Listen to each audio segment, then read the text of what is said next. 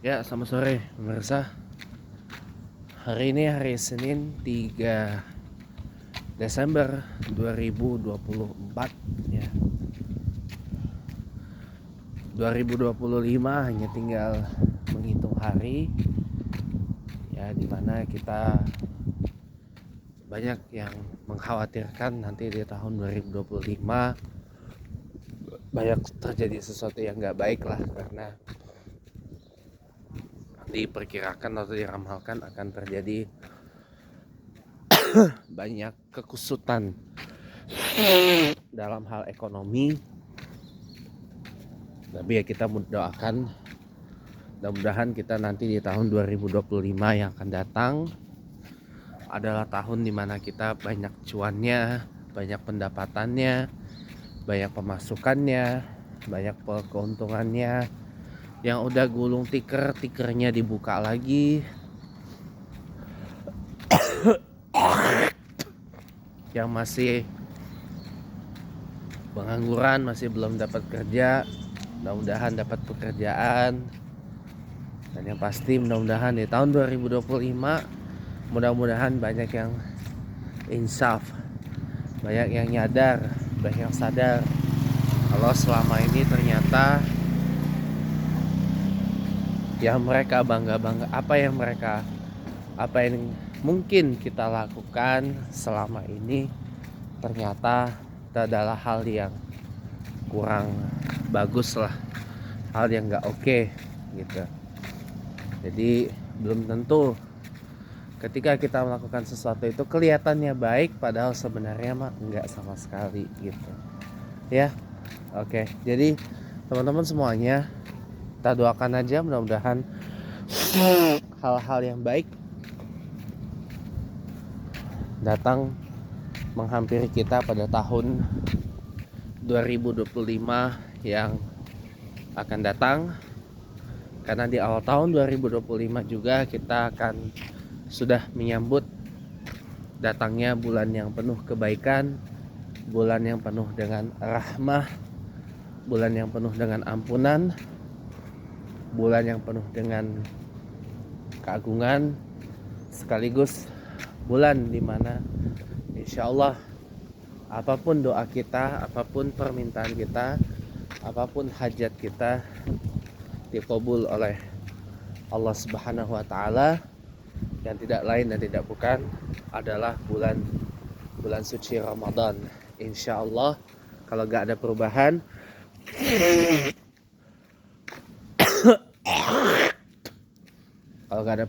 kalau gak ada kendala apapun, kita akan mulai berpuasa 1 Ramadan 1446 Hijriah, insya Allah jatuh pada tanggal 1 hari bulan Maret 2025. Semoga gak ada perubahan dan semoga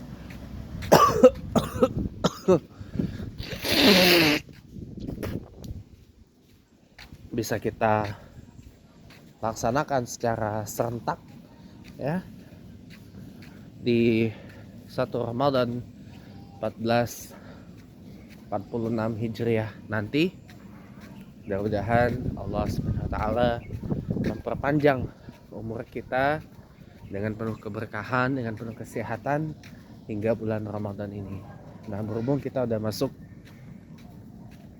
pada bulan Jumadil Akhir, kita bulan Januari sudah masuk bulan Rajab. Kita selalu diajarkan oleh para guru-guru kita, oleh para asatis kita, para asatizah, para kiai, para nyai kita, satu doa yang sering sekali kita diajarkan, sebuah permohonan agar kita disampaikan kepada bulan Ramadan. Ya, doanya yang diajarkan oleh guru-guru kita yaitu Allahumma barik lana fi Rajab wa Sya'ban wa balighna ila Ramadan. Allahumma barik lana fi Rajab wa Sya'ban wa balighna Ramadan.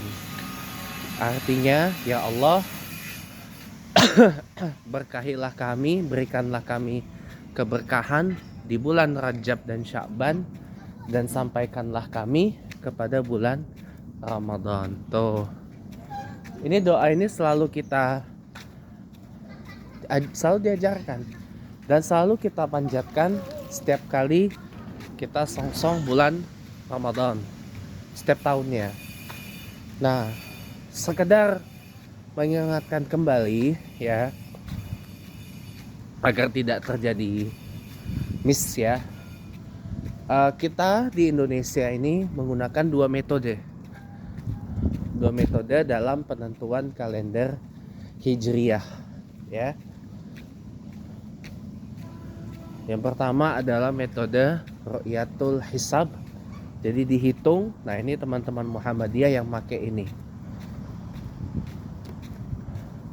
Metode hisab ya, Ru'yatul Hisab. Nah, Muhammadiyah itu tidak mengenal yang namanya imkanur ru'yah.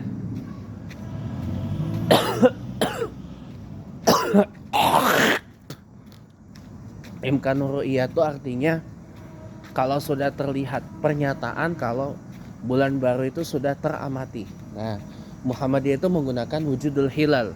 Jadi pada intinya ketika bulan baru sudah wujud, ketinggiannya berapapun yang penting di atas 1 derajat, itu udah masuk tanggal baru. Dalilnya ada. Hadis sahih juga. Ketika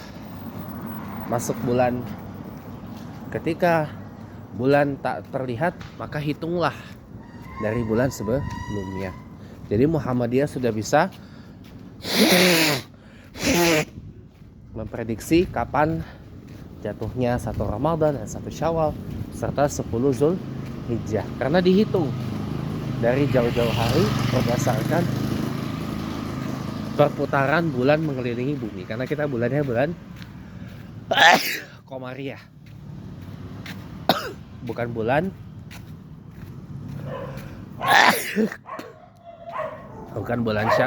Syamsiyah.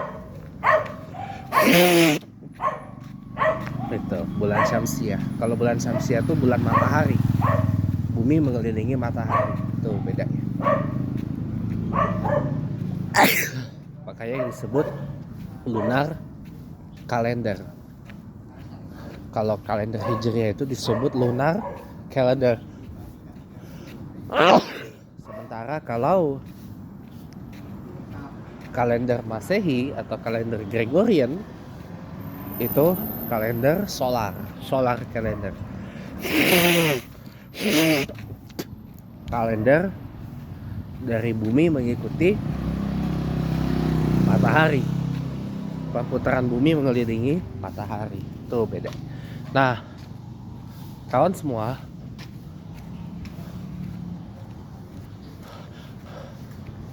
saya agak kurang sehat ini. Agak kurang sehat saya.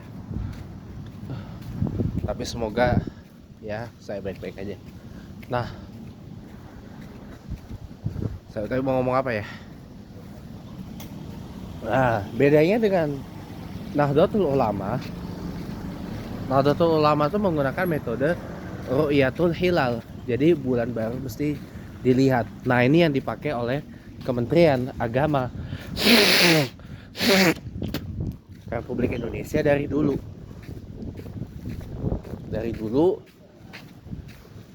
Ketika hendak menentukan 1 Ramadan, 1 Syawal, dan 10 Zulhijjah.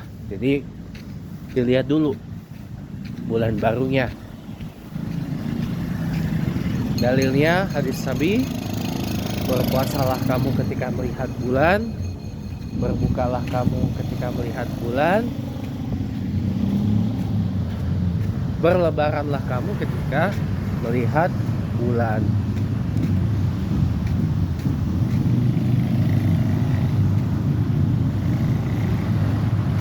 Itu Ini yang dipakai oleh teman-teman NU. Kalau itu saya keluarga NU kebetulan. Nah, kalau di NU, jadi bulan itu dilihat dulu. Nah, ini yang membuat NU itu memiliki imkanur ru'iyah. Jadi standar untuk ditetapkan hilal itu terlihat ru'yah. Nah, dari imkanur ru'iyah ini, teman-teman ya. Dari imkanur ru'iyah ini, itulah yang kemudian disimpulkan oleh teman-teman warga NU sebagai sebuah wujudul hilal. Hilalnya sudah terlihat jelas. Nah, kalau dulu untuk di istihar imkanur ru'iyah ketinggian minimal, semoga selamat ya, itu yang bawa motor ribet banget sebetulnya.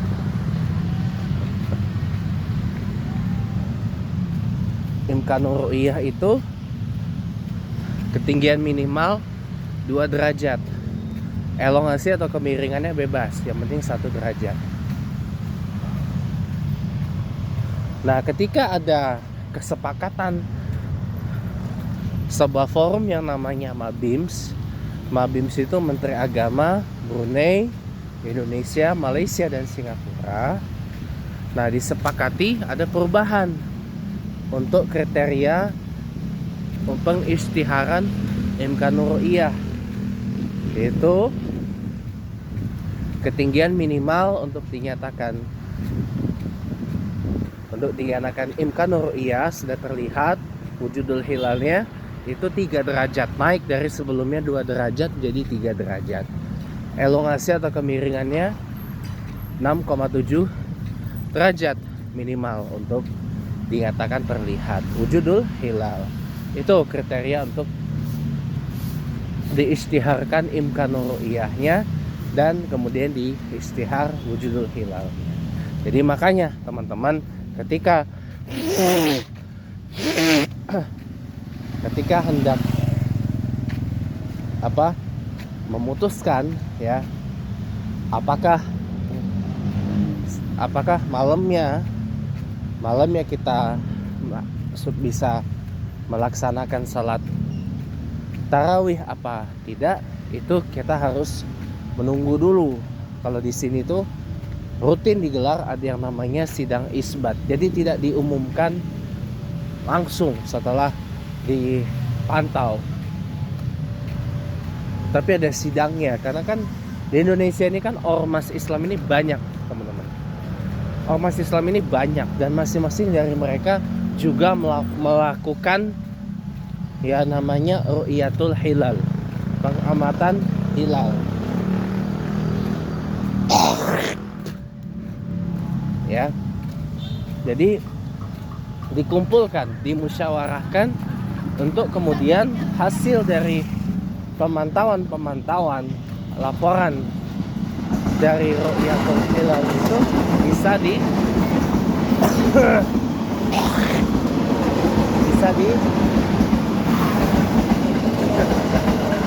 disepakati kapan kita mulai melaksanakan ibadah di bulan Ramadan, terutama ibadah saum, rukun Islam yang ketiga, maupun ketika nanti sholat maupun ketika nanti Idul Fitri, termasuk kapan mulai dilaksanakan yang namanya sholat tarawih gitu. Apakah nanti tanggal 28 Februari 25 malam sudah bisa kita sholat tarawih apa belum? Nah, ini yang kita perlu menunggu hasil dari sidang isbat dari Kementerian Agama Republik Indonesia. Jadi kita masih harus sabar menunggu. Kalau memang malam ini kalau memang nanti tanggal 28 hari bulan Februari 25 malam kita sudah bisa tunaikan salat tarawih, berarti itu sudah masuk malam 1 Ramadan 1446 Hijriah. Besoknya tanggal 1 sudah mulai puasa. Besok paginya sudah mulai sahur. Sampai nanti perjalanannya akan diperkirakan berlangsung hingga tanggal 31 Maret 2025. Jadi pas itu 1 sampai 30 Maret 25 itu adalah bulan Ramadan. Nah, tanggal 31 Maretnya itu sudah 1 Syawal. Kalau gak ada perubahan, berarti tanggal 30 Maret 25 malamnya sudah bisa takbiran. Besok paginya sholat id dan bisa makan sebanyak-banyaknya. Maaf-maafan, silaturahim kepada handai tolan, kerabat dan sebagainya. Nah, ini menjadi catatan untuk Menteri Perhubungan kita yang baru, Pak Dudi Purwagandi, ya, beserta jajaran Kementerian Perhubungan untuk mempersiapkan persiapan arus mudik Idul Fitri tahun 1446 Hijriah atau 25 nanti sudah segimana gitu loh, ya. Apalagi kan kita sekarang sudah memiliki kementerian koordinator yang mengurus bidang infrastruktur yang dijabat oleh Bapak Agus Harimurti Yudhoyono selaku Menko Infrastruktur. Kalau lengkapnya Menko Infrastruktur atau Menteri Koordinator Infrastruktur dan Pengembangan Kewilayahan. Iya, Menteri Koordinator Infrastruktur dan Pengembangan Kewilayahan. Jadi insya Allah ya, berkaitan dengan infrastruktur dan persiapan untuk arus mudik 2025 bersama mudik lebaran Idul Fitri 25 atau 1446 Hijriah, insya Allah mudah-mudahan di bawah Menteri Perhubungan Pak Dudi Purwagandi beserta Menko AHY mudah-mudahan bisa oke lah ya, amin, mudah-mudahan. Soalnya saya melihat ada harapan untuk perbaikan arus mudik nanti di Idul Fitri 25 nanti. Ya, kita punya Menteri Koordinator yang menangani infrastruktur dan juga Kementerian Perhubungan pun juga berada di sana, berada di bawah Menko Infrastruktur di Kabinet Merah Putih sekarang ya. Nah, jadi teman-teman, di pemerintahan Presiden Prabowo Subianto, pemerintah koalisi Merah Putih ini ada 7 Menko, teman-teman. Ada 7 Kementerian Koordinator. Yang pertama ada Kementerian Koordinator Politik, Hukum, dan Keamanan, Menko Polkam, ya kan. Kemudian yang kedua pecahannya, Menteri Koordinator Hukum, Imigrasi. Kalau lengkapnya Hukum, Hak Asasi Manusia, Imigrasi, dan Pemasyarakatan. Menko Kumham Impas, ya, Imigrasi dan Imigrasi dan Pemasyarakatan. Karena di era Presiden Prabowo ini ada kementerian baru yang menangani itu, yaitu Kementerian Imigrasi dan Pemasyarakatan, IMIPAS. Ya, ini adalah pecahan dari Menkum. Kementerian Hukum sebelumnya Kemenkumham, Hukum Hak Asasi Manusia, yang merupakan elevasi dari Elevasi itu maksudnya penaikan gitu ya, dari yang tadinya dirjen imigrasi, dirjen pemasyarakatan atau dirjen pas gitu ya, naik jadi kementerian gitu. Ada 7 Menko, ini kan baru 3. Terus yang keempat Kemenko PMK dipecah 2, yang satu tetap Kementerian Koordinator Pembangunan Manusia Kebudayaan, yang satu lagi Kemenko PM atau Menko Pemra, Menteri Koordinator Pemberdayaan Masyarakat. Nah, ini jabatan menteri yang diemban oleh Caimin atau Gus Imin gitu. Oke. Lalu itu baru 4 ya, 3 lagi ada tadi Menko Infrastruktur dan Pengembangan Kewilayahan yang dijabat Pak AHY. Terus 6 Menko Pangan, ini baru nih, Menteri Koordinator Pangan yang ditangani Pak Zulkifli Hasan. Ada yang saya tahu Kementerian Pertanian sekarang ada di bawah Kemenko Pangan. Kementerian Pertanian, Badan Gizi Nasional itu ada di bawah Kemenko Pangan. Iya, ada 7 Menko. Tadi kan Menko Polkam, Menko Kumham Imipas, Menko PMK, Menko PM, Menko Infrastruktur. Tadi Menko Pangan. Jadi ada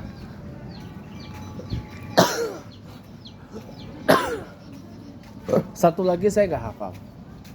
Yang jelas itu, karena memang pemerintahan merah putih ini cukup banyak memang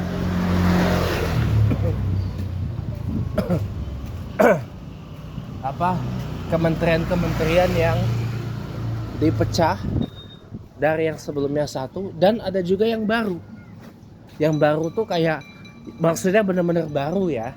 Kayak yang baru tuh Kementerian Imigrasi, terus Kementerian HAM yang dijabat oleh Pak Natalius Pigai. Ini baru. Kementerian HAM ini baru. Kalau Kementerian Kependudukan ini bukan kementerian baru, zaman dulu ada. Zaman dulu ada. Tapi dihapus pada masa Presiden Gus Dur di tahun 2000, sehingga yang hal kependudukan ini dipegang secara tunggal oleh BKKBN, Badan Kependudukan dan Keluarga Berencana Nasional, dan juga Ditjen Kependudukan Catatan Sipil atau Dukcapil dari Kementerian Dalam Negeri. Ini menteri yang semoga kena copyright ya. Yaitu adalah, kalau Kementerian Kependudukan itu adalah jabatan yang dihidupkan kembali. Lalu kemudian pemisahan Kementerian Transmigrasi. Ini juga langkah yang sama. Gitu loh. Karena terakhir juga di tahun 2000 itu ada jabatan Menteri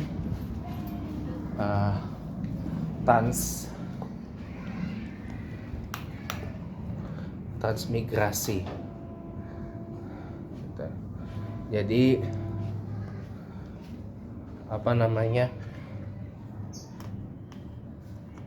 cukup banyak memang. Ada beberapa kementerian yang bisa dikatakan dihidupkan lagi, dan ada yang memang baru. Tapi dalam hal nanti untuk persiapan arus mudik dan arus balik ya, Lebaran Idul Fitri 2025 nanti, ya ini adalah urusannya Kementerian Perhubungan di bawah koordinasi Menko Menko Infrastruktur Bapak Agus Harimurti Yudhoyono. Oke, mungkin ini saja yang dapat disampaikan. Terima kasih sudah menonton. Sampai bertemu kembali di lain waktu.